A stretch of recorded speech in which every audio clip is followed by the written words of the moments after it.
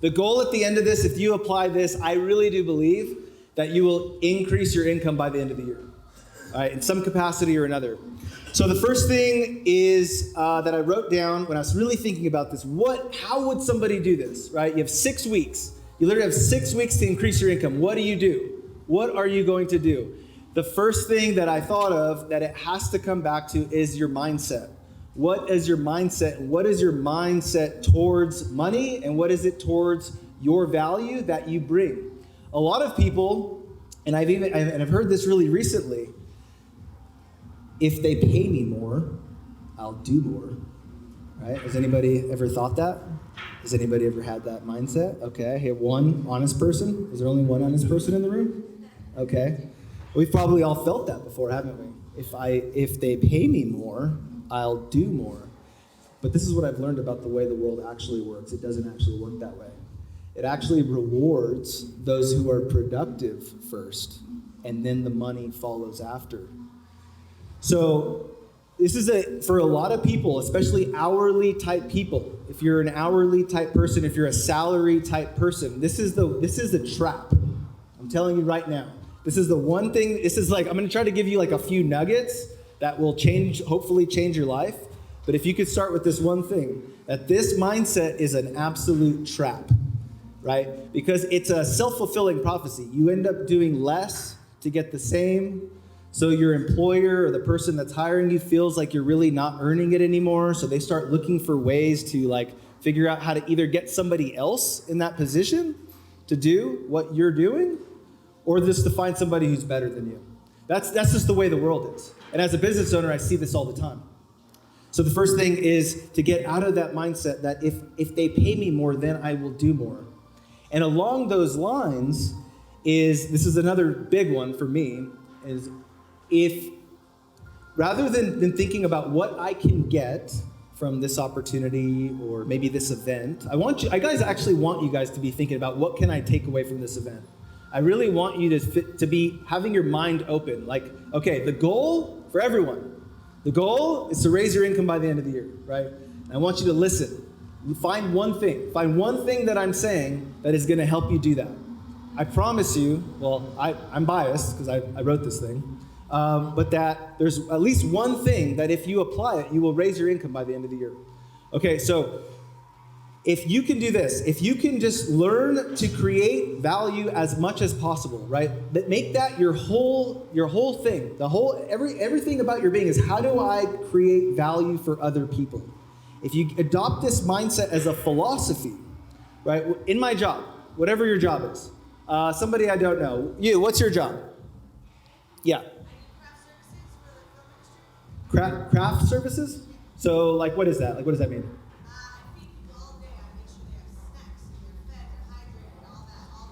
I love that. So an example for that job, right, of how you could create value, right? So have you guys ever worked with somebody who's like has a really bad attitude, right? And they come to work like this, right? And they're like, ugh, like that person there's negative. Just everything is negative about what they do. And everything, and all the energy that they bring is just super negative. Has anybody ever worked with somebody like that? Right? How does that make you feel? Does that make you feel like being your best? Does that feel like making you being like as productive as you possibly can be and adding as much value? No, it doesn't, right? So just as an example, right? Like we can start practicing this stuff now. Like by having this mindset of how do I bring the most value to these people, right? When I show up and I'm excited to serve them and I'm excited to, put food on their trays, whatever the aspect of the job is, right? That attitude is super contagious, right? Both attitudes are contagious, actually, negativity and positivity. And so if you adopt this mindset of how do I create the most value possible, the world starts to work in these really interesting ways. That's what I've learned about. I've started to just do a lot of stuff free. Like I've just started doing free. Like I'll like help my friends who are business owners, and I'm just like, yeah, I'll just help you for free. And people have done that with me, and they do it for free. And it's really interesting how the world just starts to work in your favor when you start having this attitude of how do I create as much value as possible for somebody. So this is a shift in mindset. This is a big shift. I see this especially in New Mexico, right? Like where it's like everybody wants to do the bare minimum and get the most, right?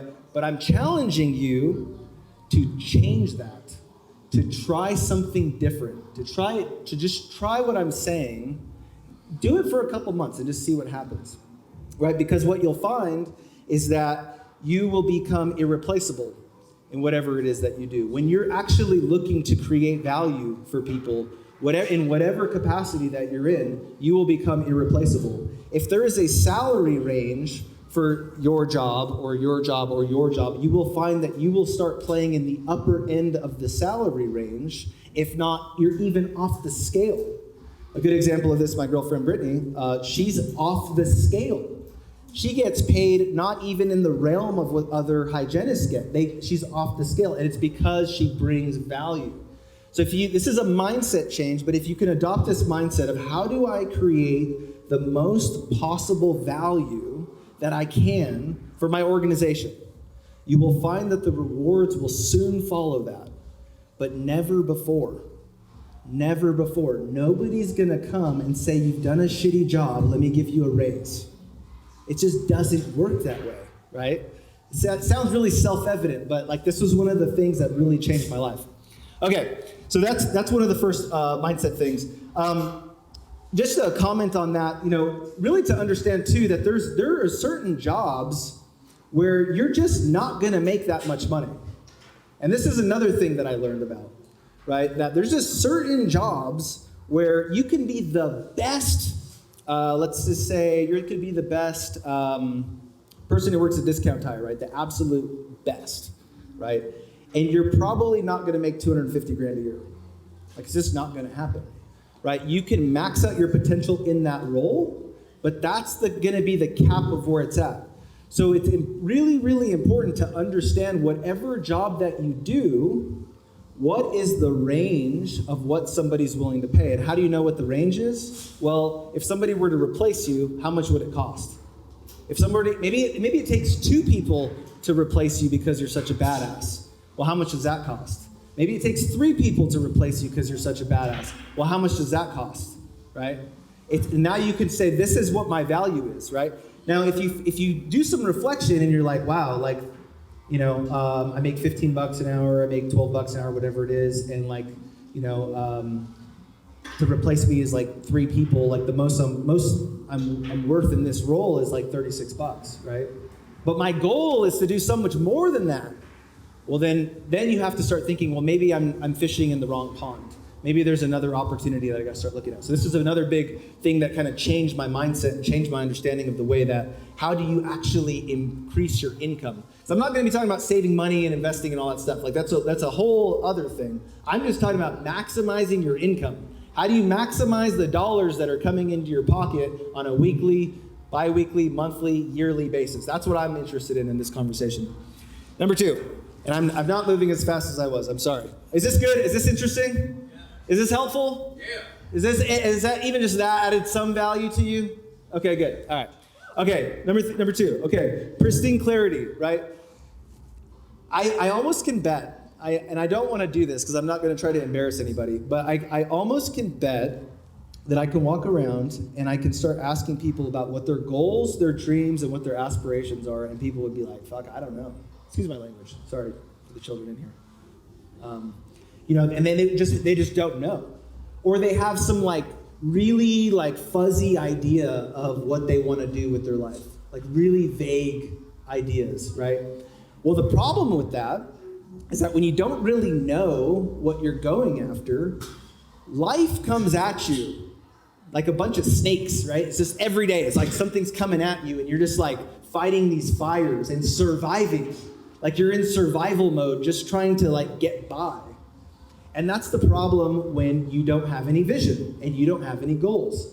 And there's a saying that goes something to the effect, if you don't have any goals or dreams, you will probably be soon fulfilling somebody else's or helping them fulfill their own dreams. Isn't that really interesting? That kind of a grim thought, So the challenge then is to have how do you have pristine clarity about what do you want in life? And what I mean by that is what kind of life do you want to live? What kind of house do you want to have? What kind of income? What kind of job? What kind of responsibility do you want to have? And equally important to this is the lesson that I've learned is to get really clear on what would it look like if shit went south. for you in your situation. Maybe you're a struggling alcoholic. Maybe you kind of dabble with drugs. Maybe you're, I don't know, whatever, right? Whatever for you it is, right? And you get really clear on like, what would life look like if it went bad for me? Because we need both, right? We need something to chase and we need something to run away from. Like that's really, really important if you're actually gonna like accomplish anything worthwhile, anything like worth attaining, to get really clear on what it is. Because if you don't, as I mentioned, right, life is gonna come at you, it's gonna hit you, and it's gonna take you into the sea. And it may not be, you might wake up one day and be like, what happened with my life? I've been doing this for 10 years. 15 years, 25 years, and it's not where I want to be. Does anybody want to live lives like that? Like, who wants to live their life that way? Gosh, no. Sounds like a nightmare, not a dream, right? So if you're not clear, you can't chase it, right? So once you get clarity, once you understand, okay, what is it that I'm looking for? This is another big one, okay? So if you're taking notes, doesn't look like any of you are, that's fine. Just take a mental note that it's not so much what you want to have, the things that you want to have. That's great. Everybody can do that, and I encourage you to do that. But the better question to be asking is, who must I become to attain these things? What kind of person must I become to attain these things? There's a Jim Rohn's coach, one of his guys, told him, this is really stuck with me, right? Like he says, I wish that every man would aspire to be a millionaire, not for the $1 million, but for what the $1 million would make of him. And that's a really interesting thought, because everybody that I know that's wealthy, that's made it, that has like achieved a lot of success, they've had to become something different. They had to become something else. They had to become somebody that creates a tremendous amount of value for other people. And any one of these people that I could talk, Josh is a good example of this, this guy over here, right? Any one of these guys can tell you such a rich story of their upbringing in their life and how they've been able to attain and to achieve like really monumental things in their life, right? But to ask yourself the question, not of like just what do I want to get, but who must I become? What are the virtues of this kind of person that, is a millionaire, that has the dream job, that has the put together family, that, whatever it is for you, whatever it is, right? I'm telling you that you have to become something different in order to do that. And the sooner that you can realize this is what, again, one thing I wish I would have learned 10 years ago, the sooner that you realize you must become something different, you have to be different. If wherever you're at today, right, who you are got you here. But who you need to become is different of how that's going to take you to the next level of how you're going to level up. So you have to adopt this mindset. You have to adopt this mindset that you need to change. You need to adapt. You need to grow. You need to challenge yourself. You need to push yourself. And this stuff is hard. It's not easy, right? It's like going to the gym. Going to the gym can be fun once you're used to it, but when you first start going, it sucks. It's really uncomfortable. You get in, I feel out of shape. I'm at the gym. There's all these really successful looking fitness people, and I look like shit. And but you just start going, right? And you have to get uncomfortable. Well, it's the same thing with this stuff. It really is. So the next, I'm almost done. So focus and grit are the next two, right? So really getting clear. Once you can become clear, you can start to focus and cut. As soon as I know what I want and I know what I'm running from, I can start cutting all of the things that are not getting me a little bit closer. I can start identifying what are those things that are keeping me back. Is it Netflix? Am I spending way too much time watching TV? Am I wasting way too much time at the bar? Am I spending some time with some really toxic, negative people? Here's another ism, right? You are the average of your 5 closest friends. That's another thing, right? So we're talking about leveling up, evaluating who are my 5 closest friends? Who are the people that I spend my time with? Are these people that I want to be like? Are these people that have my admiration? Are these people that, I look at and say, wow, what pillars of success? Or are these 5 closest people to me losers, And I'm not saying don't love your friends and don't love your family. I'm not saying anything like that. But I'm just saying to really evaluate, like if that principle is true, which scientifically and psychologically it's been shown that it is actually kind of true, that you are the average of your 5 closest friends, to really start to take an inventory of yourself and say, who am I spending all my time with? So focus, right? We're getting really clear focus on who do we want to be, who must I become, what do I not want to be, what do I not want to become? I wasn't pointing at you, sorry. I was just pointing over here, like, who do I not want to become, right? And we're getting a really clear map, and I encourage you to write this stuff down. This leather notebook or this notebook has just become such a tool. Like, it's been such an awesome thing to be able to write your thoughts and to reflect and to really challenge yourself and challenge your ideas. And so, to get really clear and to do the work, right? To get into the work. Personal development is one of the biggest things I wish I would have learned 10 years ago. A lot of you guys might not even be aware of what personal development is. So just to talk about that for just 2 seconds. Personal development is developing yourself. It's developing yourself mentally and developing your skill set. In order to become who you want to become, if your dreams are big, like mine, my dreams are very big still, very big. And I know that I have to become some stupid version of myself. And I believe it's possible, I really do, right? But that comes with skill development and mental development. Right? So, what are you reading? Are you reading? Like, are you reading things to learn new skills that will help you achieve this goal in life? Are you developing a strong mindset? Are you learning things about how the successful people accomplish really hard things? Was what you notice? They all have very similar things in common. They all kind of do the same kinds of things. They all kind of think the same kind of way. So, how many hours a week do you spend on personal development? This is a really interesting question. I'm just curious, how, you don't have to answer, but just think about it. How much time, maybe you're one of those people that don't have any goals, right? So that's something I got to do, right? And if you don't have any goals, or if your goals are very low, I'd almost promise you that your personal development time is also very low. It's just probably, they go hand in hand. Everything's kind of connected, right? But if you have big goals, then you have to, they cut my mic. They're like, you're done. They're like, you're done. So, and I'm almost done. I'll start butting it up. So, check. There we go. Okay. I think I'm back on. All right, cool. So there's a correlation, right, between how ambitious are your goals, how much do you believe that you can achieve them, and then how much time are you putting in the gym, in the proverbial gym, right? One of the best disciplines that I started was learning how to read. And I know this sounds really dumb, but I didn't really know how to read. And I mean, I know how to read words, but I didn't know how to really learn. Learning how to learn is one of the best skill sets I've ever learned. And it's amazing what you can do when you develop this skill. And some of you still need to develop this skill. You need to learn how to learn. And you probably read way slower than you can. You can read way faster, you can learn way faster, you just haven't learned that skill yet. But I'm telling you that those are skills that you can learn and that will rapidly grow your ability to scale yourself. Right? So things like this. I'm so happy that you guys came to this because this is a first step. And some of you guys may be like, dude, I'm a personal development master. This is, But for some of you, it might be the first kind of event you've ever come to something like this, right? Where we're talking about some of these concepts. This stuff is really important, right? So mastermind groups, reading on your own. Practicing visualization exercises and writing down your goals. These are all things that you could be doing to do personal development. Going to the gym, actually working on your physical health is actually going to help you be successful in life.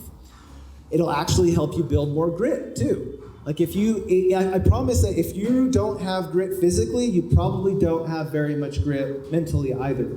They're usually very tightly correlated. The two are.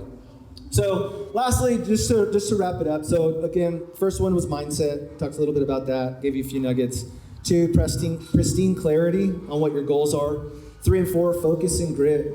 Talking a little bit about that. And then the 5, the last thing, is just understanding risk and reward. Right? So what we want to be doing is we want to, and I learned this in a book I read recently called Anti-Fragile. And the idea is that you want to be taking risks that have a ridiculously high payoff for the size of the risk that you're taking. And in this environment, and I'm going to, shameless plug here, I'm going to talk about SolarWorks. For those of you who don't already work for SolarWorks, this is my plug to you.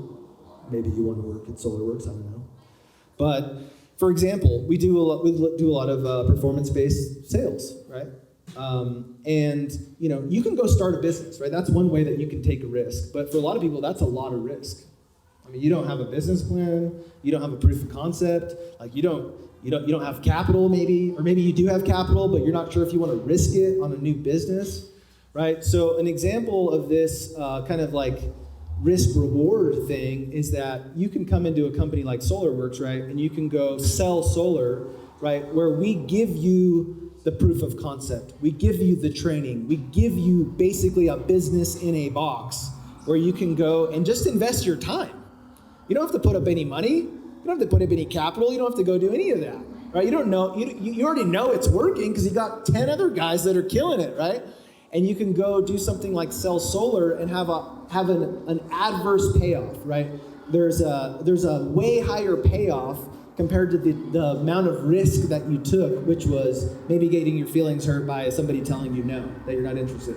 So that's an example of that. Like spending the time to develop a new skill. That's an adverse, and I'm probably using the word wrong here, but that's a high payoff for the little amount of risk that you're taking with your time. When you pick up a book that might develop you, when you come to an event like this, where it's like, okay, you could have been watching football or something, you could have been doing a lot of other things, but hopefully by now you have gotten at least one thing that may change your life.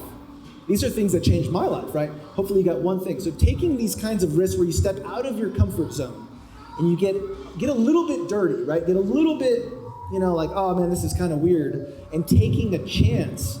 These are things that I wish I would have done a long time ago that I just learned now. So with that, just to recap, we talked a little bit about mindset, pristine clarity, focus, grit, and then just a little bit about understanding risk and reward. My hope is really that you guys do increase your income by the end of the year. I want to extend, if you guys want to just jam personally, come talk to me. I'll give you my contact info, free 30, 45-minute jam just on whatever your situation in life is. If you just want to talk and be like, dude, I really want to do this. I'm not sure how to apply it. Like what you said, I'm willing to do that for free. Like that's just like me giving back, like trying to create value. Like the more value that I can create, the more that I get, right? If you just realize that that's how wealth works. The more value that I give, the more that I get. If you just adopt that mindset, the world's at your fingertips, really. So that's it, guys. Thank you for coming. Was that helpful? Yeah? Okay, good.